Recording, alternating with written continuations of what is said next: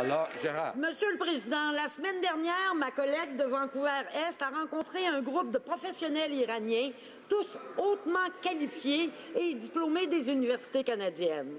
Le gouvernement dit que ce sont exactement les immigrants qu'il veut attirer au Canada. Mais parce qu'ils sont iraniens, le temps de traitement de leur demande pour la résidence permanente est de 300 à 1200 % plus long que le délai moyen. Quelles mesures le gouvernement prendra-t-il pour s'assurer que ces demandes soient traitées dans un délai raisonnable?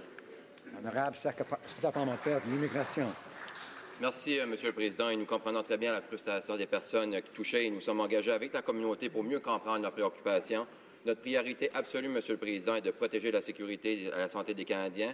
Pour cette raison, tous les candidats à l'immigration sont soumis à une vérification complète des antécédents avec les agences de sécurité nationale. Le temps d'attente, Monsieur le Président, pour les vérifications d'antécédents varie en fonction de la complexité d'un dossier. Et bien que nous comprenions la frustration, Monsieur le Président, il est important de procéder à un examen qui est rigoureux de la sécurité de tous les demandeurs afin de s'assurer de la sécurité des Canadiens. Merci, Monsieur le Président. Honorable député de Laurier-Sainte-Marie. Monsieur le Président, le retrait du président Trump de l'accord nucléaire avec l'Iran est une décision dangereuse et mal avisée. Et le Canada est resté beaucoup trop silencieux.